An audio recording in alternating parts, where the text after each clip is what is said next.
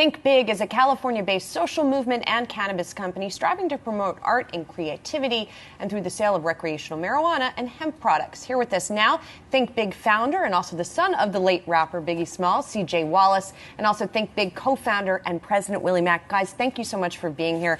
CJ, I want to start with you because this is a really interesting way to honor your father's legacy, and I know he died when you were just a baby. Yeah. Have you been sort of thinking through maybe your whole life, the best way to sort of do something like this? Yeah, it definitely started when I was really young.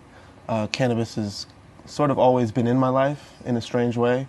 Always been curious about it. Both of my parents used it in the studio to, help create their music and find their flow.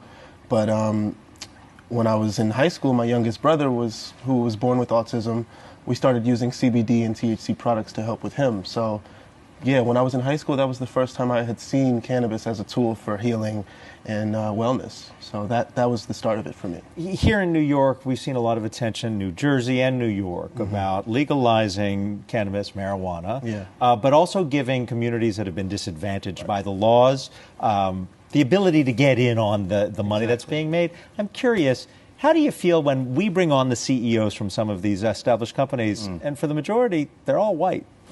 I mean, we believe that the industry needs to take a look at sort of how do we enact social equity and social justice programs and now allow for the broader audience to be able to sort of contribute in it. A lot of the money in the industry now is coming from private funds and family funds and VCs, and a lot of that money is held by white Americans and sort of, coming from Wall Street and investors. So that first sort of wave of cash is sort of where that's coming from. But I believe as the industry starts to open, more opportunities start to open up, and as we start to have more states legalize and build in really social equity programs, that hopefully that shift will start to happen, as well as companies like ourselves looking to say, okay, there are entrepreneurs who are people of color, women, LGBTQ, who are trying to enter the market. How do we support them? If it's microloans, things of that nature. And so there's also that component to your business itself. In other words, you guys are pushing for social justice, for reformation of some of these drug laws.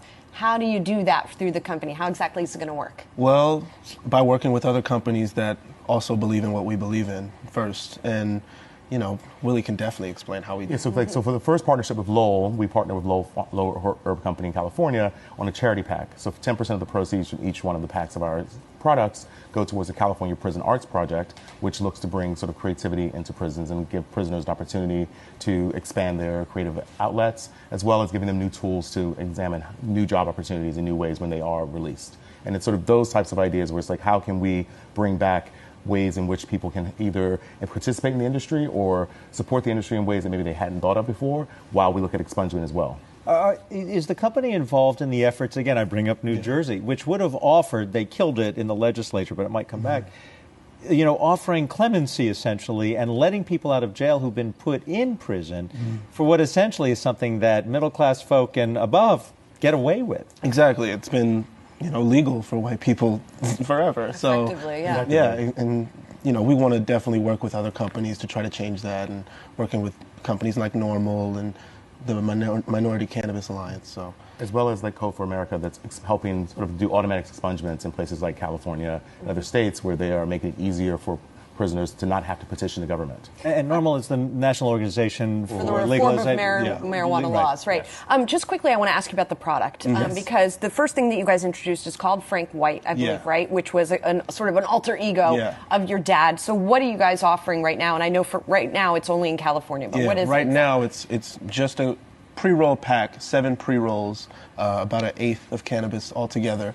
And he mentioned 10% of the proceeds from each pack goes to the California Prison Arts Program.